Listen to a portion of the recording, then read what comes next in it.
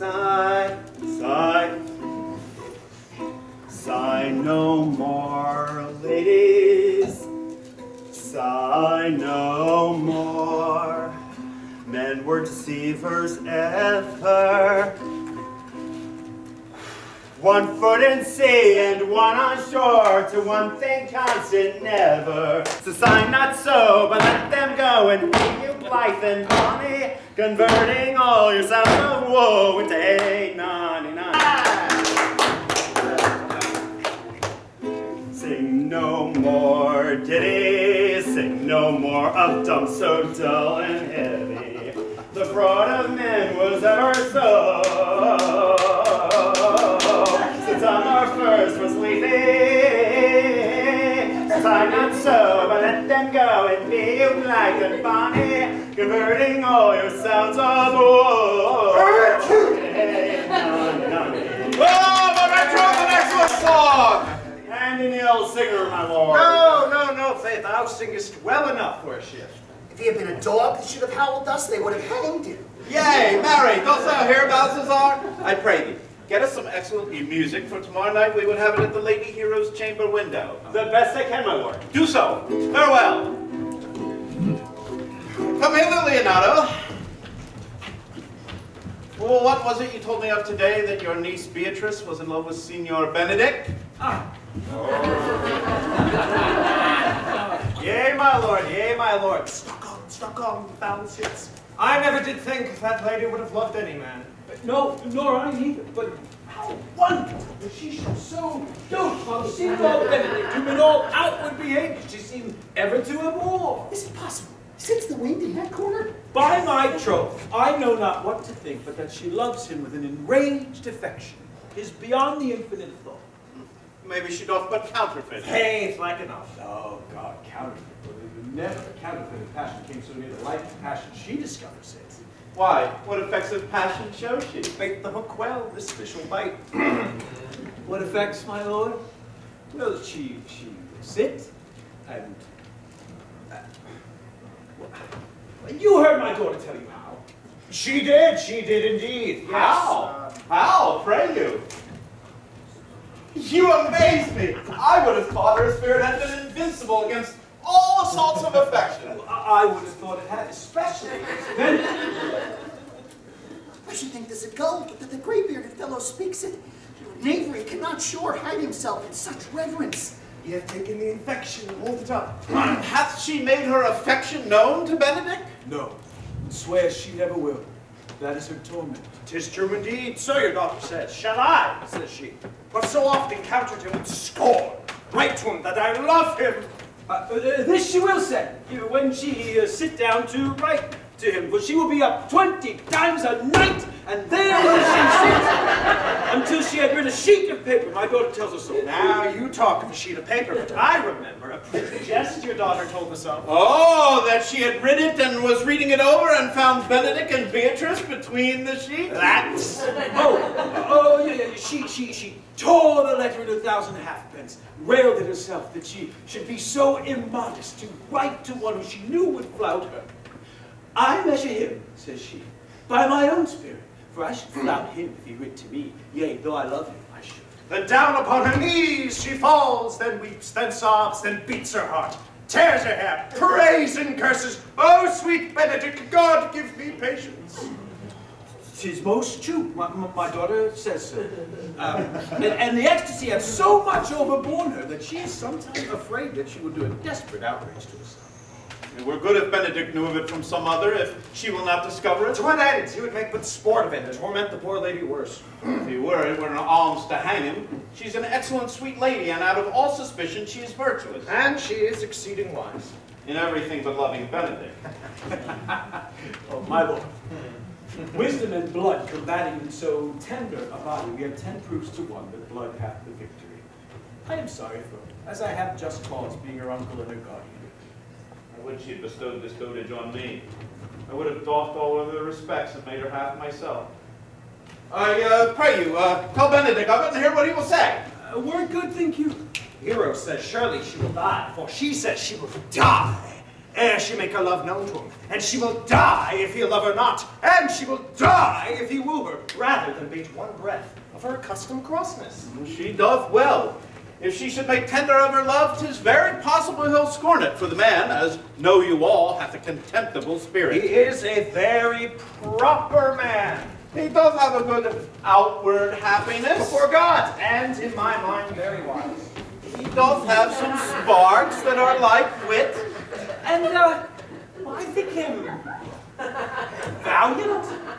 As Hector, I assure you. And in the managing of quarrels, you may say he is wise, for either he avoids them with great discretion, or undertakes them with the most Christian-like fear. I feel sorry for your niece. Shall we go see Benedict and tell him of our love? Never tell him, my lord. Let her wear it out with good counsel. Oh, no, it is impossible. She will wear her heart out first. We will hear further from your daughter. Let it cool the while. I love Benedict well, and could wish that he would modestly examine himself to see how unworthy he is of so good a lady. Dinner is ready, my lord. Will you walk? If you do not dote on her upon this, I will never trust my expectation. Let the same nest be spread for her. This your daughter and her gentlewoman must carry. That is the scene I would see, which will be merely a dumb show. Let us send her to call him in to dinner. This can be no trick. The conference was sadly born. They have the truth of this from Hero. They seem to pity the lady. It seems her affections have their full bent. Love me? Why? It must be requited. Now, I hear how I am censured. They say I will bear myself proudly if I perceive the love come from her. They say, too, that she would rather die than give any sign of affection. I did never think to marry. I must not seem proud. Happy are they who can hear their detractions and put them to mending. They say the lady is fair. 'Tis a truth, I can bear them witness. And why, and virtuous, it is so, I cannot reprove it. And wise, but for loving me, by my troth, it is no addition to her wit, nor no great argument of her folly, for I will be horribly in love with her. Now, I may have some odd quirks and remnants of wit broken on me because I railed so long against marriage, but doth not the appetite alter? A man loves the meat in his youth that he cannot endure in his age. Shall these quips and sentences and paper bullets of the brain awe a man away from the career of his humor? No! The world must be peopled. When I said I would die a bachelor, I did not think I should live till I were married. Here comes Beatrice. Oh, by this day, she's a fair lady. I do spy some marks of love in her. Against my will, I am sent to bid you come in to dinner. Fair Beatrice, I thank you for your pains.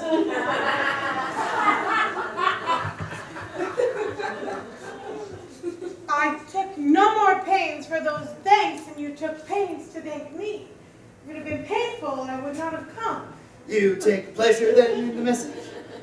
Yes. Just so much as you may take upon a nice point. You have no stomach, senor? Fare you well.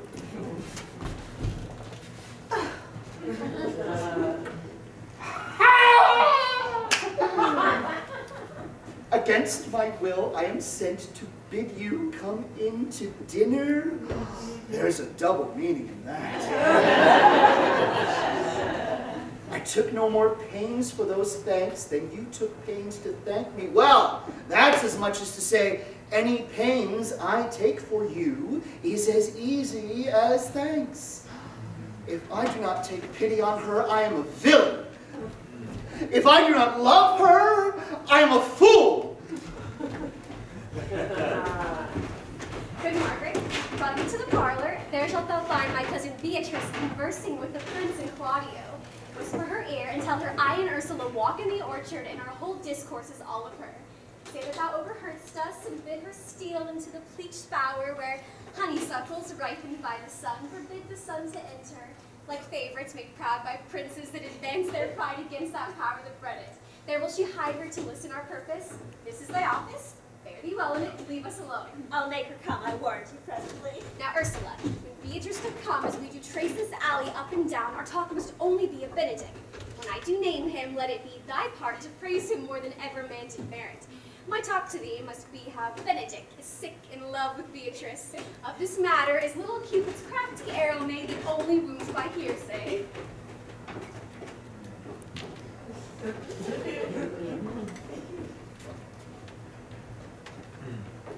Hello. Hi. Are these cell phones off? Yes. Can't be cell phones? Are you so? Hi, how are you? Now begin, for look where Beatrice like an usher walks among the crowd to hear our conquest. Pleasantest angling is to see the fish cut with her golden oars the silver stream, and greedily devour the treacherous bait. So angle we for Beatrice, who even now doth hide behind a program in row E. Then go ye near her, that her ear lose nothing of the false sweet bait that we lay for it. No, truly, Ursula, she is too disdainful. I know her spirits are as coy and wild as haggards of the rock. But are you sure that Benedict loves Beatrice so entirely? Yes. So says the prince and my new betrothed lord. And did they bid you tell her of it, madam? They did entreat me to acquaint her of it, but I persuaded them if they loved Benedict to wish him wrestle with affection and never to let Beatrice know of it. Why did you so? Doth not the gentleman deserve his full as fortunate a bed as ever Beatrice shall count among? Oh, God of love, I know he doth deserve as much as may be yielded to a man, but nature never framed a woman's heart of prouder stuff than that of Beatrice. Disdain and scorn right sparkling in her eyes, misprizing what they look on, and her wit values itself so highly that to her all matter else. She cannot love, or take no shade, or project her passion. She is so self-endeared. Sure, I think so. And therefore it certainly were not good she knew his love, lest she make sport at it. Why, you speak truth. Bless you, Ursula. I never yet saw a man how wise, how noble, young, how rarely featured, but she would spell him backward. If fair-faced, she would swear the gentleman should be her sister. If tall, my nature drew a lance ill-headed. If low and added very vilely cut. If speaking, why a vein blown with always. If silent, why a block moved with none. So turns she every man the wrong side out, and never gives to truth and virtue that which simpleness and merit purchases. Sure, I think so. And therefore, this carping is not commendable. No, not to be so odd from all fashions as Beatrice's cannot be commendable. Who dare tell her so? If I should speak, she would mock me into air. Oh, she would laugh me out of myself, press me to death with wit. Therefore, like Benedict, like covered fire, consume away in sighs, waste inwardly. It were a better death than die with mocks, which is as bad as die with tickling. Yeah, tell her of it. Hear what she will say. No, rather, I will go to Benedict and counsel him to fight against his passion. And truly, I'll devise some honest slanders to stain my cousin with. One does not know how much an ill word may poison liking. Oh, do not do your cousin such a wrong. She cannot be so much without true judgment, having as swift and excellent a wit as she is prized to have. Thank you.